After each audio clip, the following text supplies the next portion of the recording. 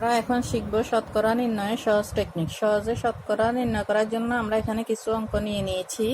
এখানে 50-এর 20% কত, 50-এর 20% কত নির্ণয় করার জন্য আমরা প্রথমে শূন্যগুলোকে বাদ দিয়ে শুধু অঙ্কগুলোকে গুণ করে দিব।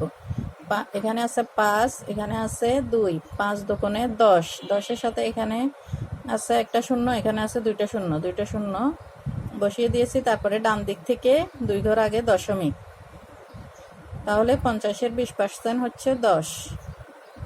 500-এর 10% কত, 500-এর 10% নির্ণয় করার জন্য আমরা প্রথমে 5 দিয়ে 1কে গুণ করব। 5 1 5, তারপরে এখানে 500-তে আছে দুইটা শূন্য, 10-এ আছে একটা শূন্য, তিনটা শূন্য বসিয়ে দিব। তারপর ডান দিক থেকে 2 ঘর আগে দশমিক দিব, তাহলে 500-এর 10% হয় 50। 2000-এর 20% কত, 2000-এর 20% নির্ণয় করার জন্য আমরা প্রথমে 2 দিয়ে 2কে গুণ দিব, 2 দুগুণে 4, এখানে থাকে তিনটা শূন্য, এখানে একটা শূন্য, চারটা শূন্য, তারপরে ডান দিক থেকে আমরা 2 ঘর আগে দশমিক দিব, তাহলে 2000-এর 20% হয় 400।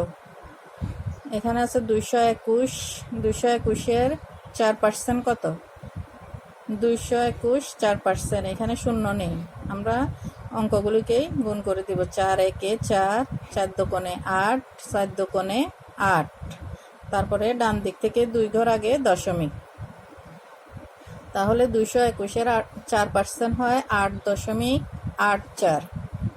800-এর 20% কত, 800-এর 20% নির্ণয় করার জন্য আমরা প্রথমে 8কে 2 দিয়ে গুণ করে দিব, 8 দুগুণে 16, তারপর এখানে দুইটা শূন্য, এখানে একটা শূন্য, মোট তিনটা শূন্য, একটা দুইটা তিনটা শূন্য বসিয়ে দিয়েছি। তারপরে ডান দিক থেকে 2 ঘর আগে দশমিক দিয়েছি, তাহলে 800-এর 20% হয় 160।